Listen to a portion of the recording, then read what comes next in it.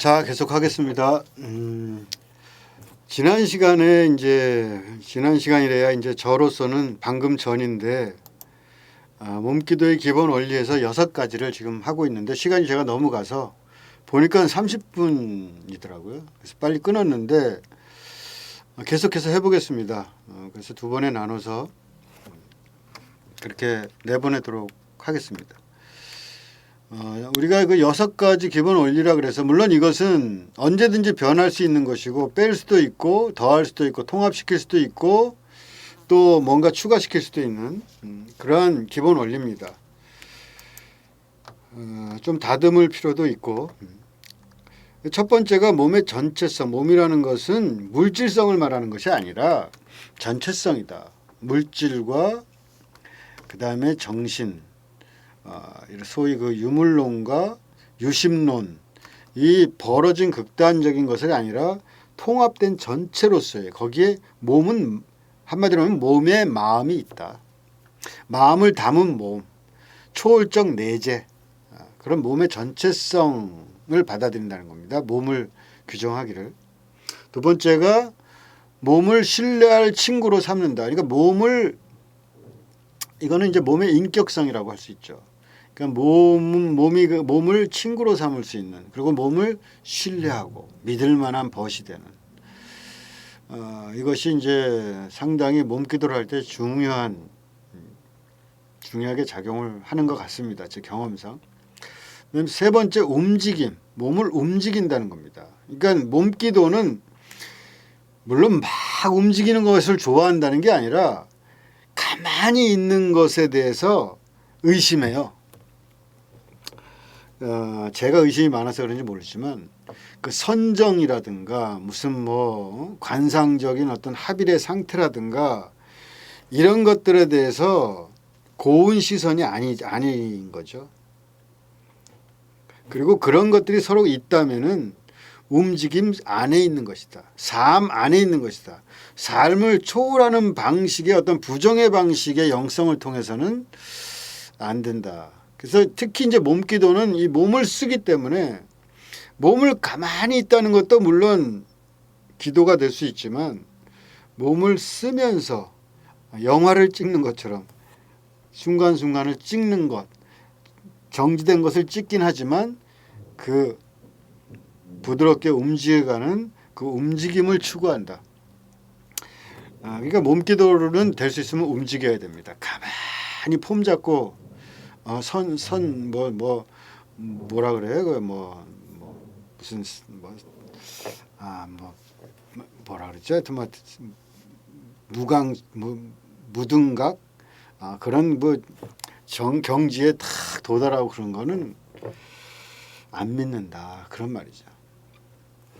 서로 그런 게 있으면은 만약 그런 상태가 있어가지고 이상한 게 정말 나타나고 신비한 일이 일어나고 그러면은 저것을 어떻게 처리할까 고민을 하지 그거에 따르고 그러진 않는다. 몸은 이렇게 불성실하지 않습니다.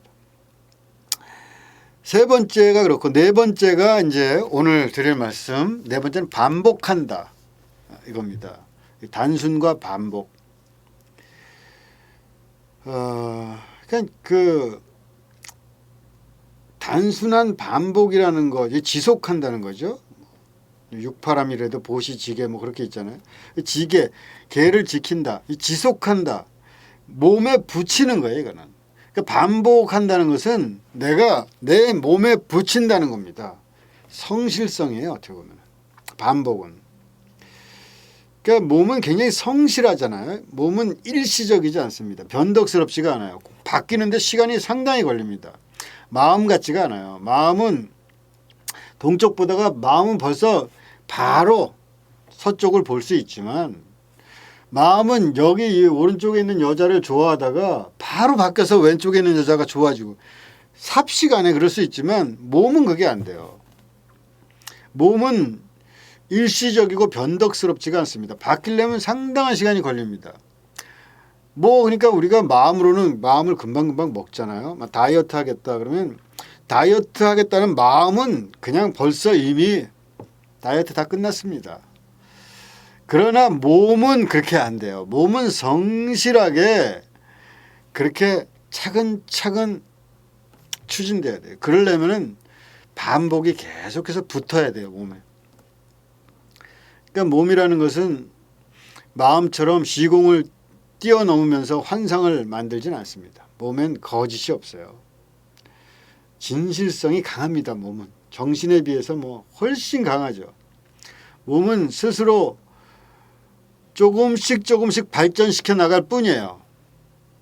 그래서 신뢰할 만한 거죠. 그러니까 몸은 그렇지만 후퇴하진 않아요. 조금이라도 앞으로 나가고 조금이라도 앞으로 나가고 계속해서 성실하게 간다. 그것을 상징하는 말이 반복입니다.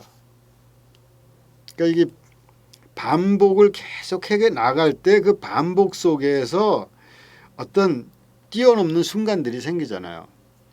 예를 들자면 뭐 마라톤을 뛴다.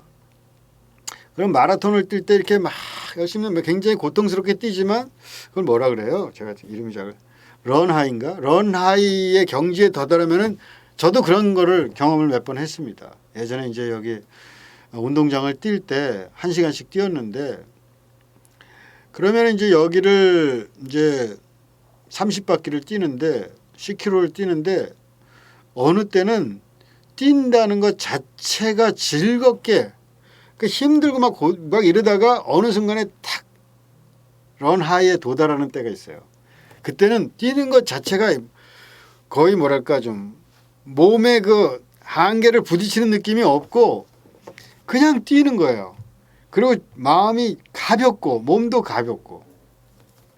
그러니까 반복하는 것에는 어떤 깊이가 있어요, 사실.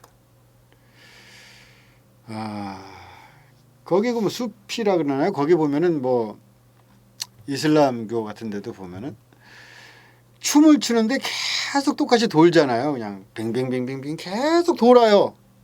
반복이죠.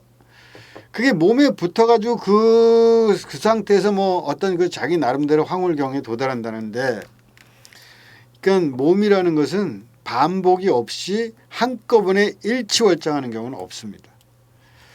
그래서 몸기도에는 반복이 필요해요. 예를 들자면 내가 이 뭐 손을 쓰는 기도를 한다 그러면은 그 손 쓰는 기도를 계속해서 반복하면서 자기 몸에 익히면서 그 기도가 진짜가 되게 하는 과정. 그러니까 기도가 한번 딱 했다 끝나는 게 아니에요. 몸기도는. 기도를 몇 달이고 몇 년이고 그거를 실현시키는 몸이 되는 것이 몸기도예요. 쉽지 않죠. 그러니까 몸기도에는 그 반복이 있다. 단순 반복이 있고 성실함이 있다. 이것이 네 번째고, 그 다음 다섯 번째가 머물지 않고 새로워진다. 뭐 이것은 뭐 아까도 말씀드렸듯이 변화를 두려워한다든가 이것이 딱 이겁니다 하고 뭐 이렇게 제시하고 그것을 절대화한다든가 그러진 않는다. 변화를 계속 수용하고 스스로 진보해 나가고 몸기도에 이런 것들이 있으면은 또 수용하고 버려야 될 게 있으면 이건 아니다 싶으면 버리기도 하고 받아들이기도 하고 날마다 새롭게 그렇게 창조적으로 기도한다. 그러니까 기도의 변화가 계속해서 추구되는 거죠. 서로 이제 그 기도에 대해서 이렇게 경험을 가지고 서로 이야기하면서 또 서로 나누기도 하고 합해지고 흩어지고 합해지고 이렇게 기도가 만들어져 가는 기도, 새로워지는 기도, 이것이 몸기도가 추구하는 바고, 마지막 아름다운 기도를 지향한다. 기도가 이제 미적이어야 된다. 그 말입니다. 저는 그 미학이라는 것이 신앙과 신학의 중요한 해석학적 도구가 되어야 된다고 생각합니다. 이것을 좀 한 분이 있는데 그 감리교 신학대학의 이제 신광섭 교수라는 분이 있는데 이분이 이제 예술신학이라는 걸 했어요. 근데 제가 그 책을 맨 처음에 받아들었을 때 언제인지 모르겠는데 하여튼 좀 됐는데 맨 처음에 예술신학이라는 그 책이 나왔을 때 그 책 제목을 딱 보고 감이 너무 좋았어요. 왜냐하면 제가 이렇게 뭐랄까 무의식적으로 추구하던 신학이었거든요. 그래서 이제 그 예술 신학이라는 것을 왜 이런 거 진작 이렇게 이름을 명명하지 못했던가 이제 그런 생각이 그때 처음 들었거든요. 근데 이분이 이제 그런 식으로 계속 이제 추구를 해나가고 뭐 책도 뭐 예술 신학이라는 책도 쓰고 십자가 부활의 미학인가 그 책도 있고 또 뭐 기독교 미학의 향연 뭐 그런 책도 썼다 그럽니다. 하여튼 이런 그 예술 신학이 그러니까 신학의 미학이 해석학적으로 해석학적 도구가 된다고 할까? 근데 저는 이제 기도에도 마찬가지라고 생각해요. 그러니까 우리가 너무 이렇게 기도든지 신학이든지 뭐 진리냐 뭐 그게 무슨 뭐 사랑이냐 정이냐 뭐 이런 그 관념적 세계에 머물렀는데 약간 이 감각적 세계랄까? 아름다움, 그 영적 감수성, 그거는 일종의 아름다움이 아닐까 싶습니다. 그 아름다움, 그 영적 감수성에서 아름다움을 느끼는 거죠. 그게 관념이라고 할지라도 그 관념을 내가 아름답다고 느끼는 감각이 있어야 돼요. 그게 이제 몸이라고 할 수 있죠. 그러니까 감각성의 말살을 통해서 영적 성취를 이루려고 했던 그 추상적인 신앙, 저는 개신교가 너무 그게 강하다고 생각해요. 그러니까 뭐 말씀을 오직 말씀으로 너무 관념적이죠.